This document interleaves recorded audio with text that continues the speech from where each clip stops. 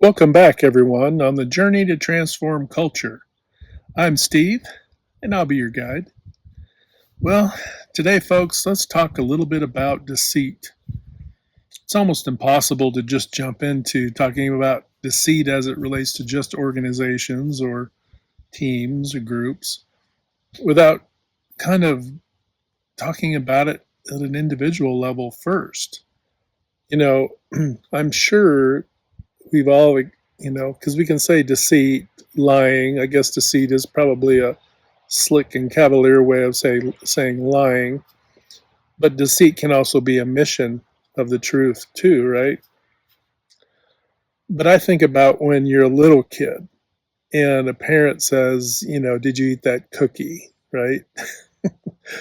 I think these kinds of things are our first introduction into soft siding the truth, if you want to call it that, or just blatantly lying, right? And there are those who can't lie. I've found that it just doesn't pay. It doesn't pay to go down that road as a child. And I'm certain that's where I learned it. I was probably called out when I was just a little nub, and and from that point on, it was like, well, this is just wasted effort and energy, and you just feel worse anyway, right? So I tend not to go down that path, but it gets subjective when you're talking about delivering bad news to someone. If someone has passed away, this isn't a personal experience. I'm just relaying my uh, awareness of other experiences. But if somebody passes away and then someone tries to relay that, and softens the blow, right? Um, Maybe they soften the condition of the passing away.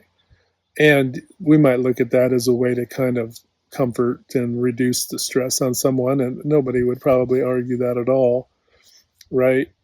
But so you might say, well, there's that side of the house. But I would say that is far and away the minority of events that ever occur. Uh, a family pet dies. Uh, I can just imagine some parent along the way having said that their pet ran off or something like that, rather than being hit by a vehicle. So there may be those kinds of things that fall definitely into the minority category, but I guess if you add it all up, they add up pretty quick.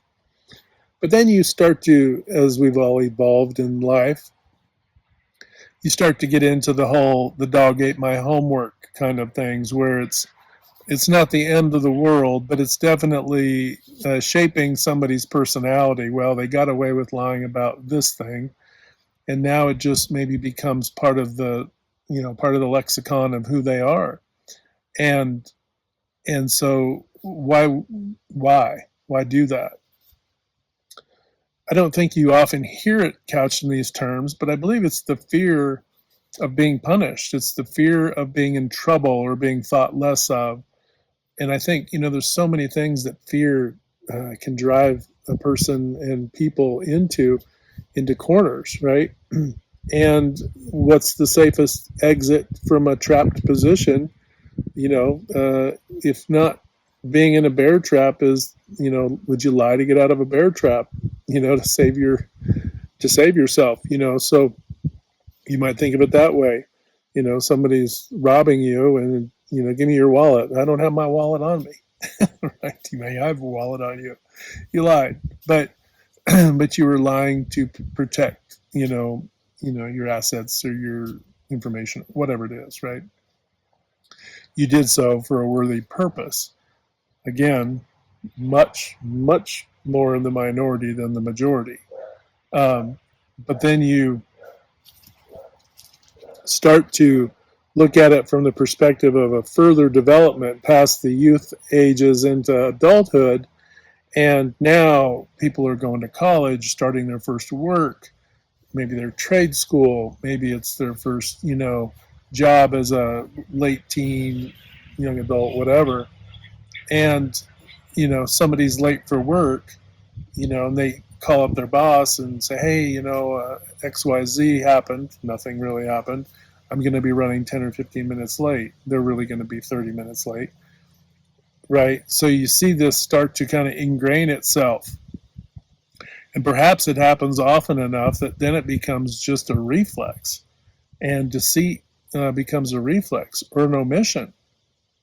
So, if you have a friend and then you hear two other friends speaking poorly about that person, and you omit this, and you don't, you know, you you omit something that may be very important, right? Or something that is going to work negatively against who they are, who the integrity of their character is, right? No one is perfect, but do we help that situation when we allow people to speak falsely against others, when we don't stand up for them and these sorts of things? Omission is not stepping up to the plate to correct a wrong, to right a wrong, right? To set people straight on the correct path of what the truth of the matter is in certain situations where we, and those are, I'm sure, not common, but common enough. And then the rumor mill. We soft side even the whole concept of the rumor mill, to make it sound cozy. But what is the rumor mill? It's just a group of people lying about other people. Let's just call it what it is. I would be lying not to speak about it in that way. A group of people lying about other people. Um, and then we try to put a cozy term, the rumor mill. Now, that grows maybe in a personal setting or a family setting or a cultural setting, and then as that begins to enter into the work environment, organizational environment, people on teams now taking on this, and this begins to emanate. And how do people who act like this gravitate? Are they gravitating polar, toward one another, or are they becoming, are they working in concert? So you could essentially have a scenario where you have deceit going on at the individual level, but then forms into the group level. And then perhaps it's the group protecting the group. Who knows? Maybe it was tribal at one point, and the tribe counterintelligence, right? Putting false narratives out there to throw off other tribes or cultures or whatever from finding where our encampments are to protect our families and children and all these things. So counterintelligence is a strategic way to do it, so that it protects um, people or persons.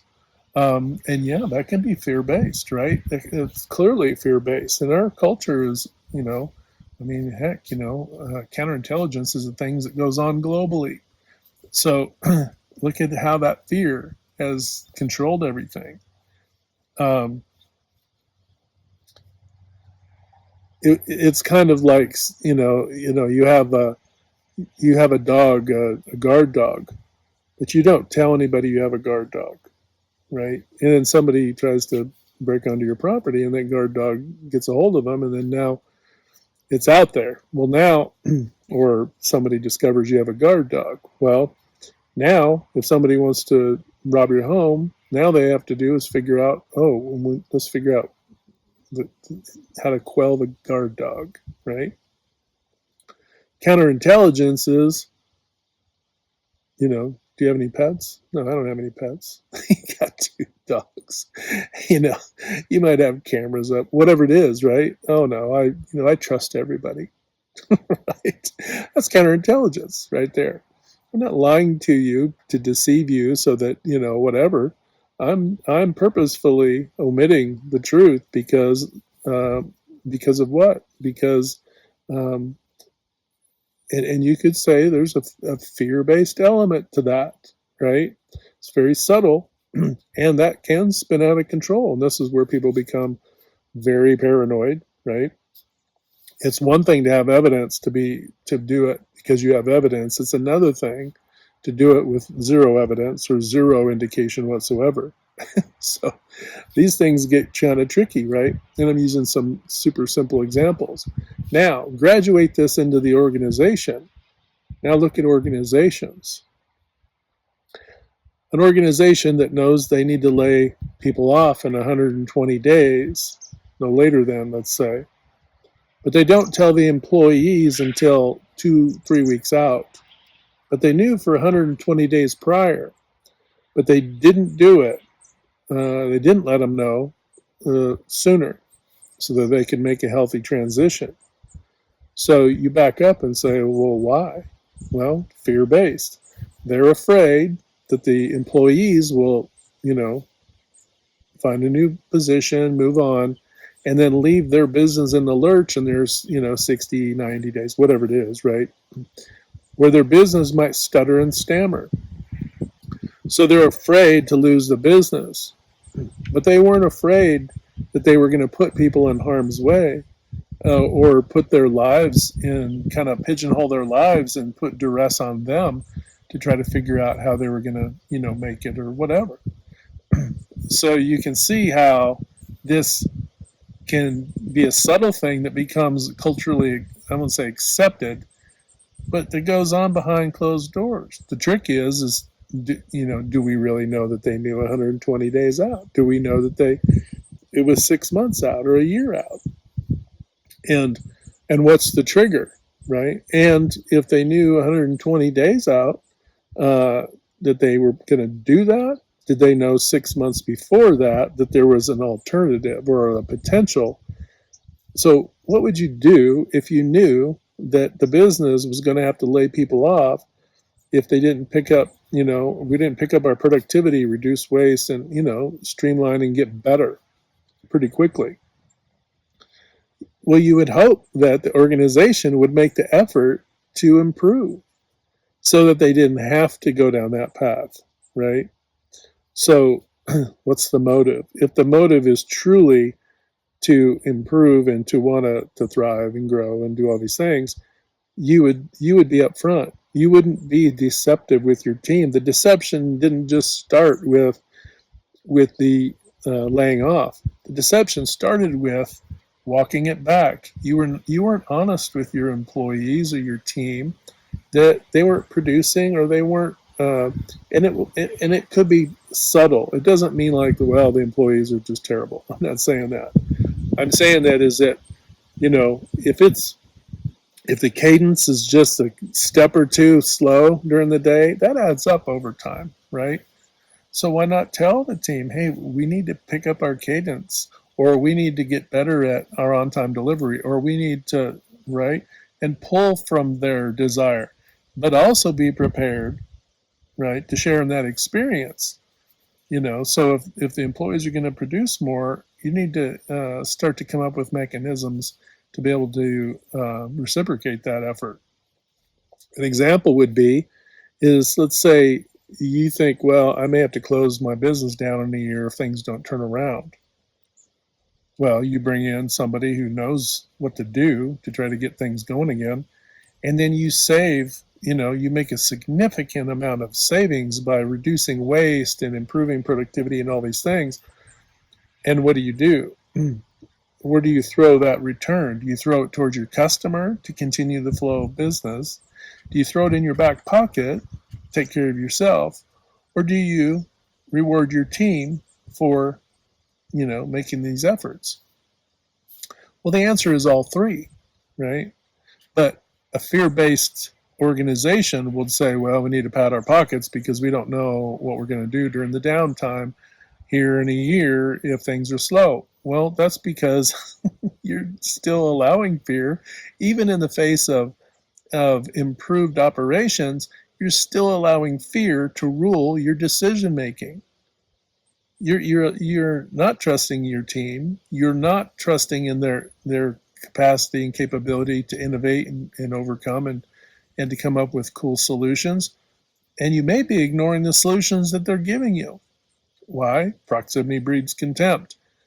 You have so minimized and diminished their value in your eyes. Well, they can only do this, or will they only see this part of the picture? Who cares? Who cares? If a 5-year-old walks by with the best idea on the planet, uh, and it helps everyone, you use the idea. You need to put a rein on your ego and your pride and walk that ego and that horse of ego and pride into the stall. There's times to pull that out. It isn't when you want your team to start, when you want to start collaborating and innovating. That's the time to become all one and to go, hey, we need to figure this out together because you're all in it together, right? So, the deception that can occur is insidious, right? It might start out as a sliver, but over time becomes a thorn, and the next thing you know, it becomes a wedge. And this is what divides a lot of teams and leadership, organizational leadership. It is because you have two entities in fear of one another because their motives are different. Each are trying to protect themselves so that one stays on board and all these things. And all the micro deceptions, and I say micro just because there's a lot of them, they're not small necessarily, but and then what other micro deceptions are occurring on a daily basis from the team members and from organizational leadership? Having this conversation about deception, we say deceit, but deception is important. It's important that you're transparent, that there's clarity, that there is a we, not a me approach to, solving problems and growing the team and investing in that effort, time, energy, and money. It takes on so many different forms because your customers can feel this. Your customers can read this. And do you think your customers think that they're getting their products late because you're a great leadership team? No, they think that your product's late because you're not providing the resources uh, and the opportunity for your team to actually get the stuff to the customer on time. That the issue is because of you, right? Customers know this. The buck stops at leadership. If your on-time delivery is below 90%, I'd say below 95, but let's be kind. Below 90%, it's a leadership issue. If it's, I'm not saying it's all leadership, but I am saying that a lot of it stems from leadership because leadership empowers and gives people the opportunity, right? If you don't give your team opportunity to solve the problem, is it going to be solved? No. They may have solved the problem eventually, when you get to that part. But you need to provide the space, time, and energy to do it, right? And focus and direction. Say, hey, these are the things, these are the pinch points, these are the points where we have constraints and bottlenecks in our process and in our organization. Let's dive in and figure this out. If you're not doing that as a leadership team, right, then don't expect your employees just to, walk you out of the forest that you've gotten yourself lost in. Okay. First, you need to let them know you're lost. You don't have to say it like that, but you get the point. You need to let them know that, hey, I need help getting to the other side of this, and let that ego and pride horse sit in the stables, and be vulnerable, and own it, because there is no real room for deception in an organization, right? Individually or as a team, and it doesn't help either if on the HR side of the house, HR's running your training and pushing all these, high value, high engagement issues. But on the other side, they're deceptively, playing the whole layoff game on the other side of it. Do you think your team trusts your human resources department? I'm using this as an example, right? They don't. Why? Because they only see them as a bunch of people doing hatchet jobs, cutting people loose. And so all the other things they've lost, has lost its meaning, has lost its value. They've deflated their own credibility because of playing both sides of the coin. you're either supporting the team, developing them, being honest and transparent, and going down these paths, or you're not. There is no serving two masters. If it's one team, you serve the team with integrity and you're truthful and you have clarity. If whatever you need to do, do it with integrity. Don't do it in a defamatory way. Don't do it in a way that's harsh or that omits the truth, right? Don't omit the truth, right? Well, hey, we need to lay folks off because XYZ 1 2 3 profitability, and then turn around and make a profit that well exceeds beyond anything that layoff would have done to your company, right? Okay, so you made 0.001 percentage more in profit, but look at the credibility that you lost because you lied or you were deceitful to your team members, right? Do you think that's going to help your organization when they go out into the world now and they refer back to your organization as having a toxic culture? Because if there's anything that can absolutely be labeled as toxicity, it is deceitfulness, it is deception in organizations or employees, members of the team who are deceiving other people, the team at large, or the organization. They've lost all credibility. And you only have to do it once to lose credibility in the eyes of some or many. You only have to do it, and you do it in a big way, you're really losing your credibility. And over time, your customers figure out what you are all about.